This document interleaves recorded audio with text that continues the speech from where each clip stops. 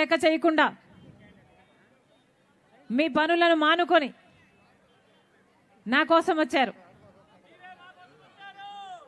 రాజశేఖర రెడ్డి బిడ్డ వస్తుంది అని, రాజశేఖర రెడ్డి బిడ్డను చూడాలి అని, వినాలి అని నా కోసం మీరందరూ సమయం చేసుకొని వచ్చారు. ప్రతి అన్నకు, ప్రతి తమ్ముడికి, ప్రతి అయ్యకు, ప్రతి అమ్మకు, ప్రతి అక్కకు, ప్రతి చెల్లికి మీ రాజశేఖర రెడ్డి బిడ్డ మీ వైఎస్ షర్మిలారెడ్డి శిరస్సు వంచి చేతులు జోడించి మనస్ఫూర్తిగా నమస్కరించుకుంటోంది.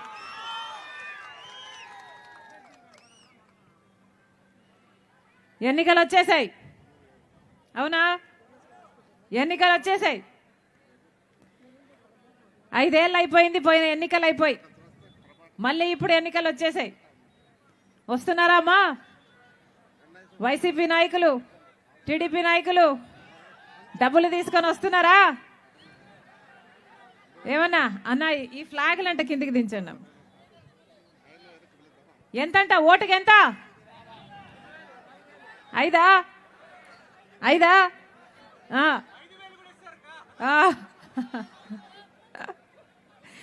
ఎంత ఓటుకి? ఎంత? 5. Very good. తీసుకోండి. ఎవరు డబ్బులు ఇచ్చినా తీసుకోండి. మీ డబ్బులే. మీ పేరు చెప్పుకొని మీరు ఓట్లేస్తే గెలిచి అధికారంలో ఉండి మాఫియాలు చేసి సంపాదించుకున్న డబ్బులే. మళ్ళీ మీ చేతికి రావడంలో ఏ తప్పు లేదు. డబ్బులు ఎవరిచ్చినా తీసుకోండి, కానీ ఓటును మాత్రం అమ్ముకోకండి. డబ్బు మీదే కాబట్టి మీరు తీసుకోండి, కానీ ఓటు వేసేటప్పుడు మాత్రం మీ ఆలోచన అయి ఉండాలి. మీ మనస్సాక్షి ఎవరికి చెప్తే వాళ్లకు ఓటేయండి. మొదటి 5 సంవత్సరాలు మనం రాష్ట్ర ఏడిపోయిదాకా మొదటి 5 సంవత్సరాలు చంద్రబాబు గారికి అవకాశం ఇచ్చారు. తర్వాత 5 సంవత్సరాలు జగన్మోహన్ రెడ్డి గారికి అవకాశం ఇచ్చారు. చంద్రబాబు గారైనా జగన్మోహన్ రెడ్డి గారైనా ఇద్దరిలో ఏ ఒక్కరైనా రాష్ట్ర హక్కుల కోసం కొట్లాడారా లేదా ఒకసారి ఆలోచించండి. రాష్ట్రం ఏర్పడేటప్పుడు మనకు ప్రత్యేక హోదా ఇస్తామన్నారు. ప్రత్యేక హోదా అంటే స్పెషల్ స్టేటస్, రాయితీలు వస్తాయి కాబట్టి మన రాష్ట్రంలో బ్రహ్మాండంగా పరిశ్రమలు వచ్చేవి. 10 ఏళ్ళు అయిపోయింది, పట్టుమని 10 కొత్త పరిశ్రమలు కూడా రాలేదు. 10 ఏళ్ళు అయిపోయింది. ప్రత్యేక హోదా కోసం 5 సంవత్సరాలు చంద్రబాబు గారు, 5 సంవత్సరాలు జగన్మోహన్ రెడ్డి గారు అధికారంలో ఉన్నప్పుడు ఏ ఒక్కరూ ఒక్క నిజమైన ఉద్యమము కూడా చేయలేదు. ప్రత్యేక హోదా వస్తే ప్రతి నియోజకవర్గంలో ఒక 100 కొత్త పరిశ్రమలు వస్తాయి. అయినా కూడా ఏ ఒక్క నాయకుడు పట్టించుకోలేదు. 100 పరిశ్రమలు వస్తే ఎంత అభివృద్ధి జరుగుతుంది, మన బిడ్డలకు ఎన్ని ఉద్యోగాలు వస్తాయి, ఎంత ముందుకు పోతుంది మన రాష్ట్రం. అయినా ప్రత్యేక హోదా గురించి అటు చంద్రబాబు గారు పట్టించుకోలేదు, ఇటు జగన్మోహన్ రెడ్డి గారు పట్టించుకోలేదు. అందుకే చెప్తున్నాం, ఓట్లు ఎవరికి వేస్తున్నామని ఆలోచన చేసి ఓటు వేయండి. రాజధాని ఉందా? ఆంధ్ర రాష్ట్రానికి ఒక రాజధాని ఏడ్చిందా? ఏం చెప్పాడు చంద్రబాబు గారు? అమరావతి రాజధాని అన్నాడు. 3D గ్రాఫిక్స్ అన్ని చూపించాడు. సింగపూర్లా తయారు చేస్తానన్నాడు. అయిందా? సింగపూర్ ఉందా? జగన్మోహన్ రెడ్డి గారు మళ్ళీ ముఖ్యమంత్రి అయ్యారు. ఈయనేమో 1 కాదు 3 రాజధానీలు అన్నాడు. అన్నారా? 3 ఏ ఒక్కటైనా అయిందా? ఒక్కటైనా ఏడ్చిందా? మనకి ఈరోజు రాజధానియే లేకుండా పోయింది. పక్కన బెంగళూరు ఉంది, హైదరాబాద్ ఉంది, చెన్నై ఉంది, అందరికీ అన్నీ ఉన్నాయి. మనకేముంది? చేతిలో చిప్ ఉంది. మనకేముంది? గుండు సున్నా మిగిలింది. అందుకే ఎవరికి ఓటేస్తున్నామో ఆలోచన చేసి ఓటు వేయండి. ఓటు అనేది మీ చేతిలో ఉన్న ఆయుధం. 5 సంవత్సరాలకు ఒక్కసారి మాత్రమే వచ్చే ఆయుధం. ఓటు అనేది మీ జీవితాలను మార్చే ఆయుధం. ఓటు అన్నది మీ భవిష్యత్తే కాదు, మీ బిడ్డల భవిష్యత్తును కూడా ప్రభావితం చేసే ఆయుధం. అందుకే ఓటు అన్నది సక్రమంగా వేయకపోతే మీరు బానిసలు కావడమే కాదు, మీ బిడ్డలను కూడా బానిసలు చేస్తున్నట్టే. అందుకే ఓటు వేసేటప్పుడు ఆలోచన చేసి ఓటు వేయండి అంటున్నాం. ఎవరు మాత్రం ఏ ముద్దరించారు? చంద్రబాబు గారికి అధికారం ఇచ్చి చూసాం, జగన్మోహన్ రెడ్డి గారికి అధికారం ఇచ్చి చూసాం. ఎవరేం చేశారు? అన్నా ఇంతమంది రైతులు ఉన్నారు ఇక్కడ. రైతులున్నారా? ఎట్లా ఉందన్న వ్యవసాయం? బాగుందా? మద్దతు ధర ఉందా? రాజశేఖర రెడ్డి గారు ఉన్నప్పుడు ఎట్లా ఉండే? రాజశేఖర రెడ్డి గారు ఉన్నప్పుడు రైతే రాజు, రైతును నెత్తిన పెట్టుకున్నాడు రాజశేఖర రెడ్డి గారు. రుణమాఫీ చేయలేదా రాజశేఖర రెడ్డి గారు? రాజశేఖర రెడ్డి గారు ఉన్నప్పుడు మద్దతు ధర లేదా? రాజశేఖర రెడ్డి గారు ఉన్నప్పుడు పెట్టుబడి తగ్గించలేదా? రాజశేఖర రెడ్డి గారు ఉన్నప్పుడు డ్రిప్ కోసం సబ్సిడీ అయితేనేమి, ఇన్పుట్ సబ్సిడీ అయితేనేమి, పంట నష్టపోతే పంట నష్టపరిహారం అయితేనేమి, యంత్రాల మీద సబ్సిడీ అయితేనేమి, ఇలాంటి ఎన్ని ఉన్నాయి. అందుకే కదా ఆ రోజు వ్యవసాయం పండుగ అయింది. మరి ఇప్పుడు ఎలా ఉంది వ్యవసాయం అన్న? వ్యవసాయం ఎలా ఉంది? కనీసం మద్దతు ధర కూడా లేదు. కనీసం డ్రిప్ వేసుకుందామంటే డ్రిప్ మీద సబ్సిడీ కూడా లేదు. పంట నష్టపోతే పంట నష్టపరిహారం చెల్లించే దిక్కే లేదు. మొత్తం రైతులంతా అప్పుల పాలైపోయారు. ఆత్మహత్యలు చేసుకుంటున్నా కూడా అసలు పట్టించుకునే దిక్కే లేకుండా పోయింది. ఇదేనా వ్యవసాయం అంటే?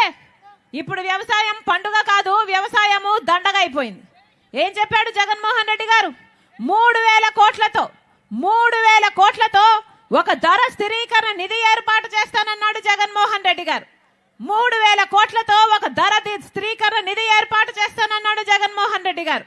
దాంతో ఏ రైతు నష్టానికి అమ్ముకునే అవసరం లేకుండా 3,000 కోట్లు ప్రతి సంవత్సరం నేను పక్కన పెడతానన్న జగన్మోహన్ రెడ్డి గారు ఎన్నిసార్లు 3,000 కోట్లు రైతుల కోసం పక్కన పెట్టారు? ఉందా మద్దతు ధర? మరి ఎందుకు ఇవ్వలేదు మద్దతు ధర? ఇంకేం చెప్పాడు?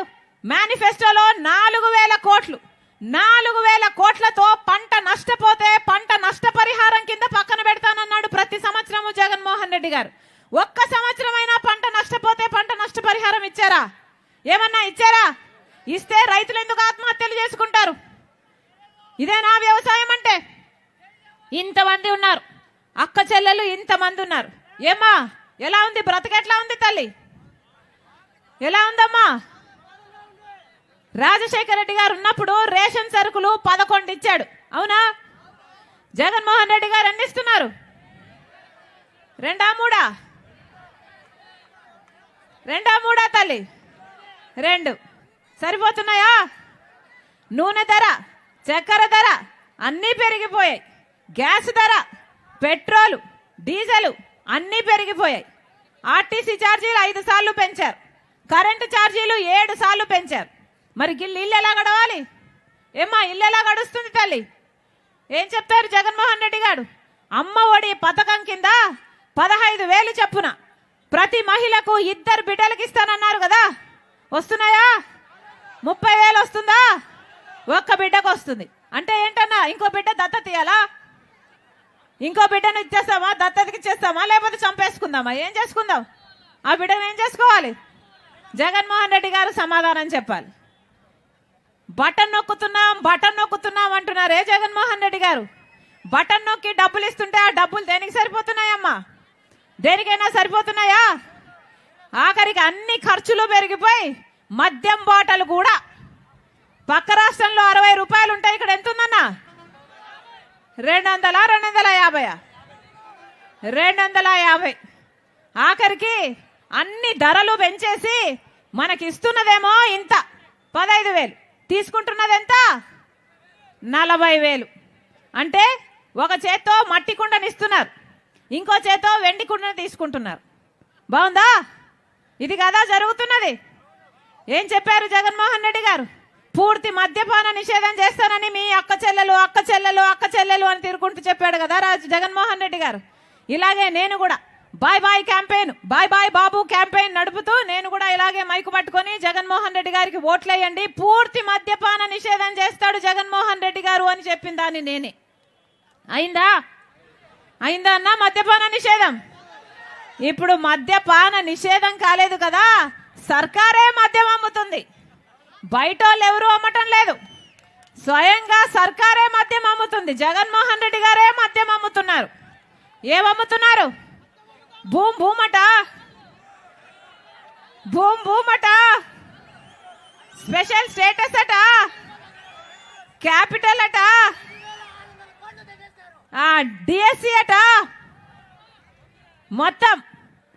అన్నా జగన్మోహన్ రెడ్డి గారు వాగ్దానాలన్నీ ఎక్కడ నిలబెట్టుకున్నారయ్యా అంటే అదిగో మద్యం షాప్ లో నిలబెట్టుకున్నామన్నట్టుగా ఉంది. స్పెషల్ స్టేటస్ అక్కడే ఉంది, డిఎస్సి అక్కడే ఉంది, క్యాపిటల్ సిటీ అక్కడే ఉంది, అన్ని మద్యం షాపులోనే ఉన్నాయి. అంటే మత్తులో కళ్ళు మూసుకుంటే ఉన్నాయి తప్ప పట్టపగలు కళ్ళు తెరిచి చూస్తే ఏవీ లేవు, మొత్తం అంతా అదృశ్యమే.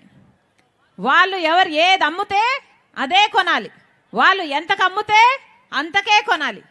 ఎక్కడుంది పద్ధతి? ఉందా? ఒక పాడుందా దానికి?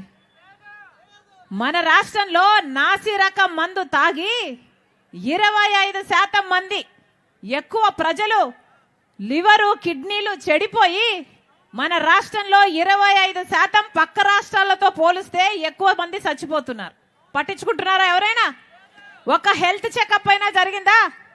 మద్యంలో హెల్త్ ఉందా లేదా అని ఎవడైనా చూసుకుంటున్నాడా? ఓన్లీ క్యాష్ అట కదా, నో డిజిటల్ పేమెంట్స్ అట, అవునా? ఓన్లీ క్యాష్ అట. అంటే ఎవరు అమ్ముతున్నారు, ఎంతకు అమ్ముతున్నారు, ఎంత అమ్ముతున్నారు, స్టేట్ ట్యాక్స్ కడుతున్నారా, సెంట్రల్ ట్యాక్స్ కడుతున్నారా, దేనికి లెక్కలు లేవు. ఏమైనా ఆడిట్ ఉందా? హెల్త్ చెక్లు ఉన్నాయా? ఒక పద్ధతి లేదు, ఒక పాడు లేదు, ఏది లేదు. అంతా ఒక పెద్ద మాఫియా లాగా తయారై. నిజం కాదా? ఒక పక్కేమో వైన్ మాఫియా, ఇంకో పక్కేమో మైన్ మాఫియా, ఇంకో పక్కేమో ల్యాండ్ మాఫియా, ఇంకో పక్కేమో శాండ్ మాఫియా.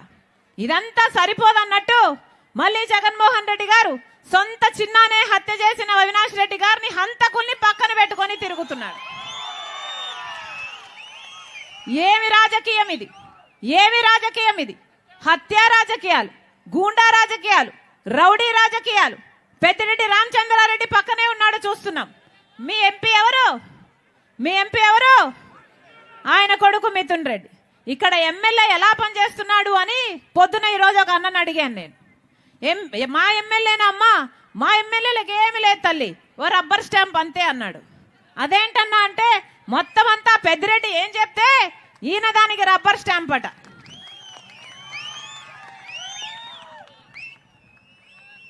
మొత్తం అవినీతి మొత్తం పెద్దిరెడ్డి చేస్తాడు, దానికి ఈయన గంగిరెద్దులా తల ఊపాల్సిందే, లేకపోతే ఈయనను బతకనియ్యాడు అన్నారు. మరి ఎందుకు ఇస్తున్నట్టు అధికారం? ఇలాంటి రబ్బర్ స్టాంపులకు అధికారం ఇవ్వాలనా? మళ్ళా ఓట్లు వేయాలనా? మళ్ళా గెలిపించాలనా? ఆలోచన చేయండి. ఎందుకు ఇస్తున్నట్టు అధికారం? వీళ్ళకి అధికారం ఇస్తే ఏం చేశారు? 5 సంవత్సరాలు అధికారంలో ఉన్నారు. ఒక్క రకంగానైనా బాగుపడిందా మన రాష్ట్రం? ఒక్క రకంగా ఒక్క ముందడుగైనా వేసామా మనము? ఏమొచ్చింది మనకు? స్పెషల్ స్టేటస్ వచ్చిందా అంటే అది రాలేదు. పోలవరం లాంటి ప్రాజెక్టులు ఏమైనా పూర్తి చేశారా అంటే అది చేత కాలేదు. పోనీ రాజధాని కట్టారా అంటే అది చేత కాలేదు. పోనీ ఏదైనా మనకు ప్రత్యేక హోదా అయినా ఇంకొకటైనా మనకు ఒక్క రకంగానైనా మేలు చేశారా? పరిశ్రమలు వచ్చాయా? ఏమైనా జరిగిందా అంటే ఒక్కటి రాలేదు. ఇదే పీలేరులో టొమాటో ఎక్కువ పండుతుంది. ఏం చెప్పారు? ప్రాసెసింగ్ యూనిట్లు పెడతామని చెప్పలేదా? కోల్డ్ స్టోరేజ్లు పెడతామని చెప్పలేదా? ఒక్కటైనా పెట్టి ఏడ్చారా? మరి ఎందుకు వేయాలా వీళ్ళకు ఓట్లు? ఎందుకు వేయాలా వీళ్ళకు ఓట్లు? ఒక పక్క చంద్రబాబు గారు, ఇంకో పక్క జగన్మోహన్ రెడ్డి గారు. ప్రజల గురించి ఆలోచన ఎవరూ చేయటం లేదు. చంద్రబాబు గారేమో బహిరంగంగా పొత్తు పెట్టుకున్నారు బీజేపీ పార్టీతో, జగన్మోహన్ రెడ్డి గారేమో ఒక రహస్య పొత్తు పెట్టుకున్నాడు బీజేపీ పార్టీతో. ఎందుకంటే ఇద్దరికి బీజేపీ పార్టీ కావాలట. ఇక్కడ ఒక ట్రయాంగిల్ లవ్ స్టోరీ నడుస్తుంది.